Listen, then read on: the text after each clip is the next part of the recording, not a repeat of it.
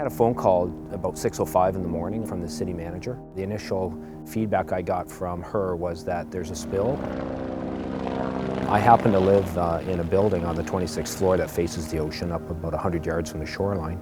And so actually my wife was on the balcony having a coffee. She said, you should come out here and take a look. So that was at around 6:30 and after the initial phone call.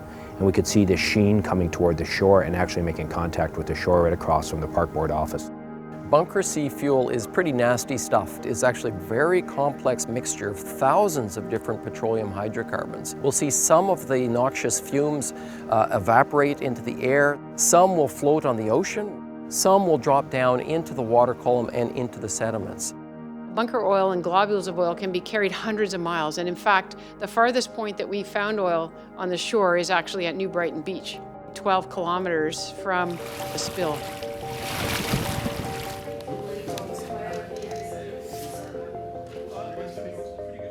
In other cities, other spills, there have been times when the Unified Command, which is the group that gets together to make key decisions, that the cities haven't been invited into that. And I will say, because we were right there immediately helping to respond, allowed us to have a seat at the table and shape a lot of what was happening.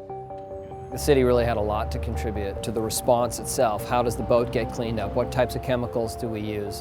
Where do we go and look for impacts on the beaches?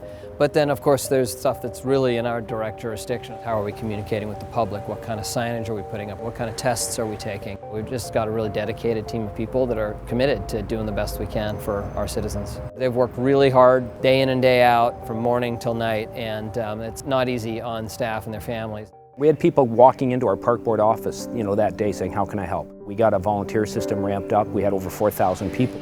We've had teams of our Vancouver Volunteer Corps volunteers out. We were asked to come down here to talk to people about what's happening, to request that people not go into the water because the oil is toxic.